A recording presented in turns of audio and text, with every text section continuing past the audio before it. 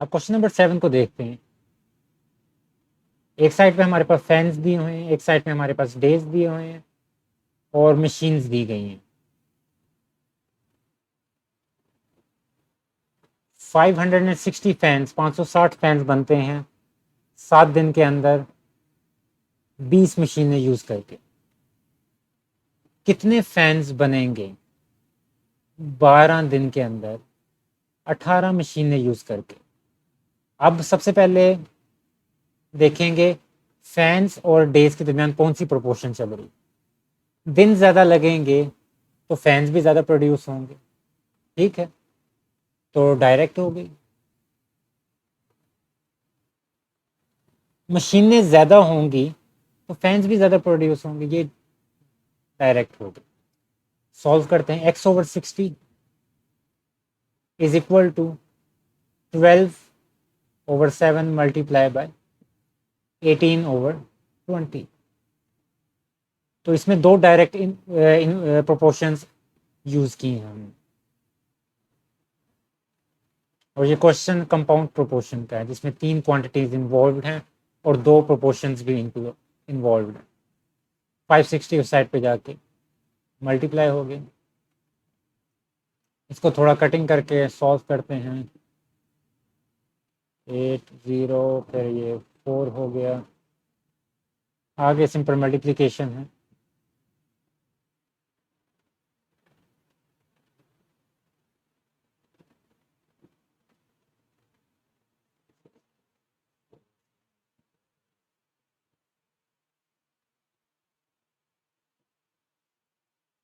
X हमारे पास आ गया 864 fan,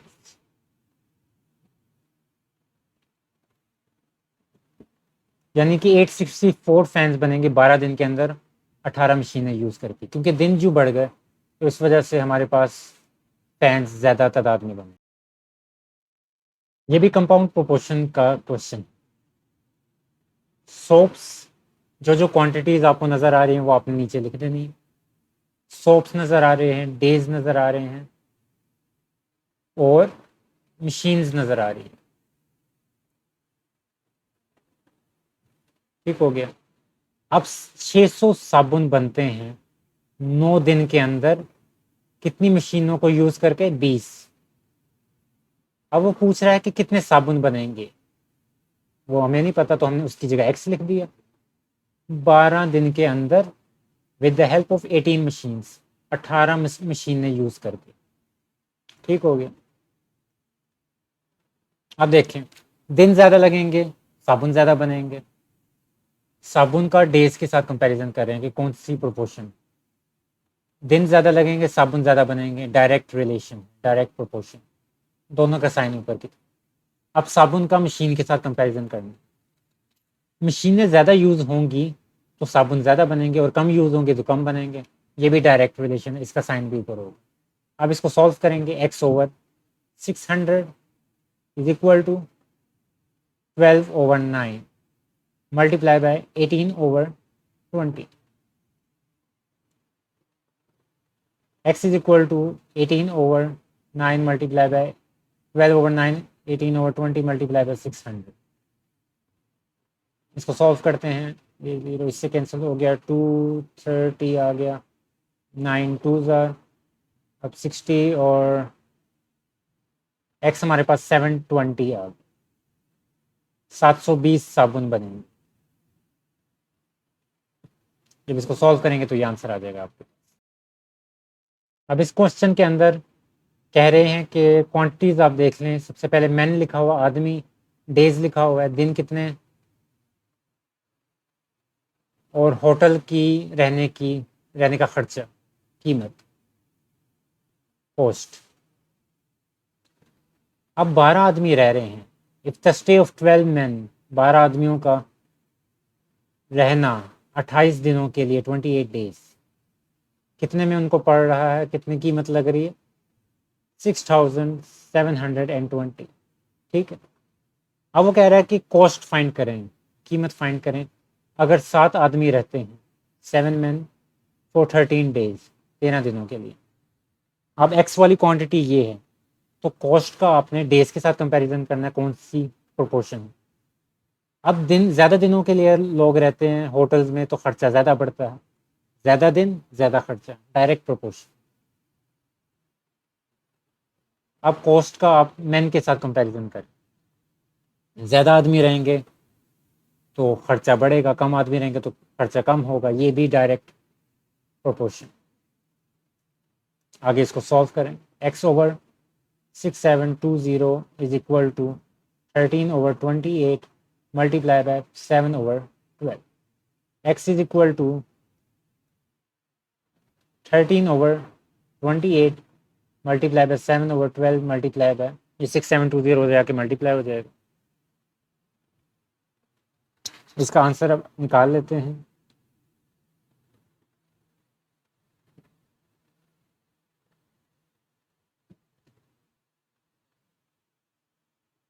one 1820।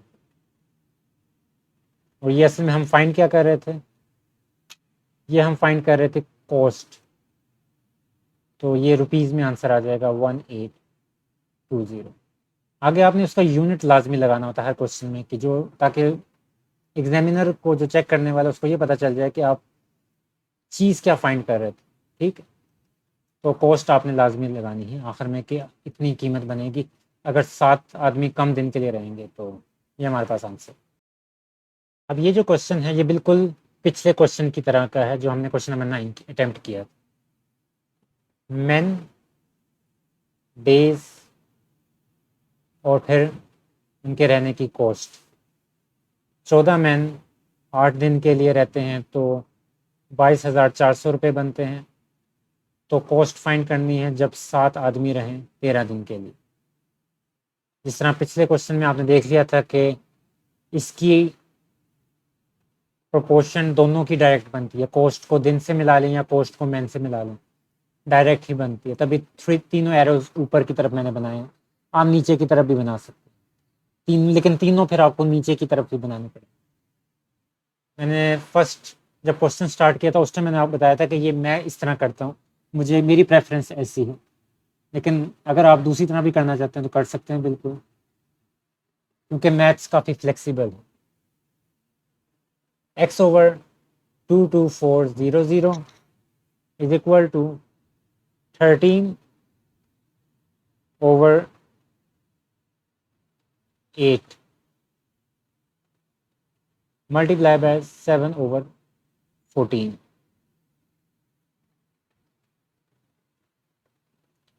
तो x हमारे पास क्या हो जाएगा, 13/8 मल्टीप्लाई बाय 7/14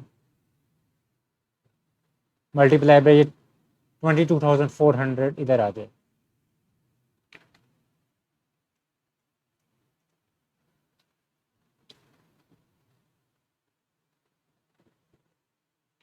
तो x हमारे पास जब हम इसको फाइंड करेंगे तो 18,200 आ जाएगा हमारे पास आंसर।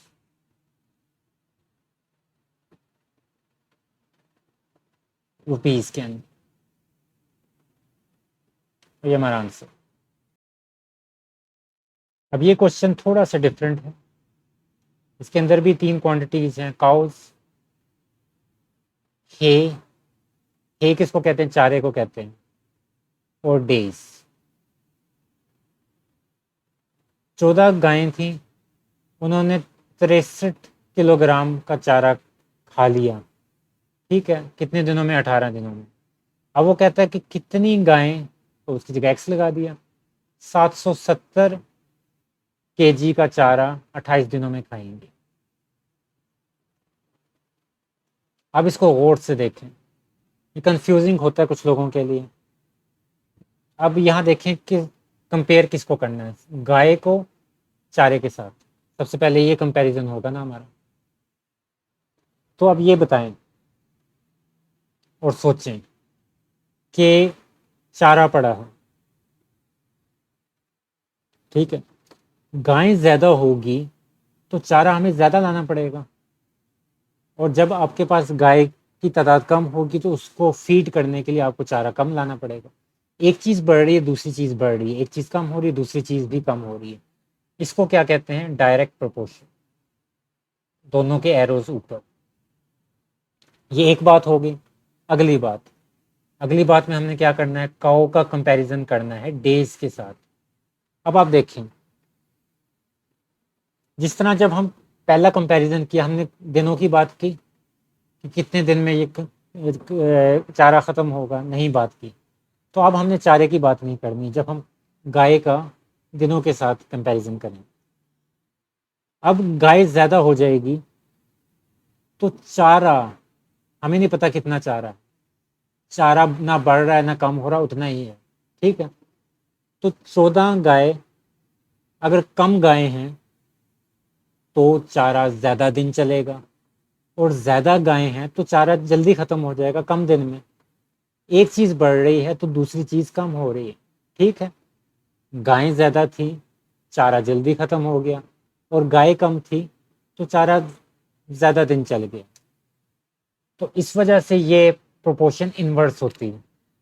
तो बाकी जो दो थी वो डायरेक्ट प्रोपोर्शन थी, तभी उनके साइन ऊपर थे, एरो ऊपर थे। इसका नीचे की तरफ होगा क्योंकि ये इन्वर्स प्रोपोर्शन डेज वाली। सॉल्व बिल्कुल उसी तरह करेंगे, एरो को देखना और वहां से हमने स्टार्ट करना है क्वांटिटीज लिखना। यहाँ से इधर एरो स्टार्ट हो रहा है यहाँ से, तो 770/63 मल्टीप्लाई बाय डेज का एरो ऊपर से स्टार्ट हो रहा है, नीचे उसका पॉइंटिंग है, तो बनाते हम हमेशा इस तरह है, ठीक हो गया। तो ये हमारे पास आ जाएगा 18 पहले आएगा क्योंकि स्टार्ट यहाँ से हो रहा है और एंड इधर हो रहा है। ये इसको हम सॉल्व करते हैं, 770/63 मल्टीप्लाई बाय 18/24 मल्टीप्लाई बाय 14। इसमें कटिंग बहुत ज़्यादा होगी। सबसे पहले इसको कट करते हैं 2 से, 9 जार एंड 14 जार, 14 से कट कर दिया, 9 1 जार 9, 9 7 जार, और इसको इससे कट कर के 110 आ।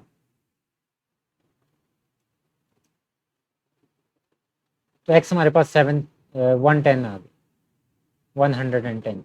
110 क्या, काउस फाइंड कर रहे थे, तो 110 काउस चाहिए हमें।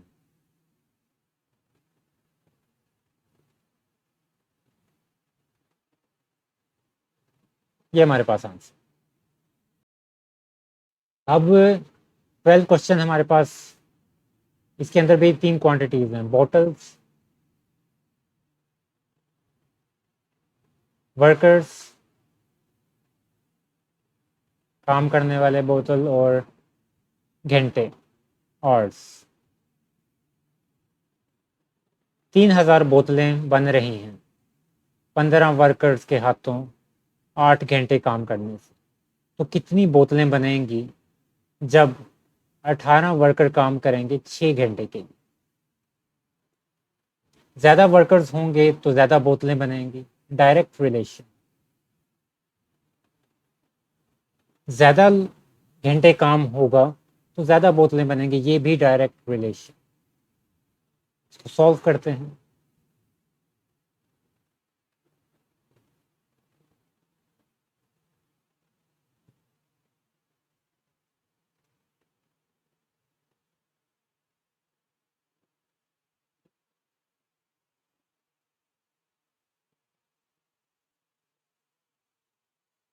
इसको कटिंग करते हैं, 200, फिर 4 जार 100, 2 5 25। तो एक्स हमारे पास क्या होगा जब हम इन तीनों क्वांटिटीज़ को, यानी कि 18, 6 और 25 को मल्टीप्लाई कर देंगे, तो हमारे पास आ जाएगा 2700, यानी कि 2700 बॉटल्स बनेंगी। ये हमारे पास आंसर।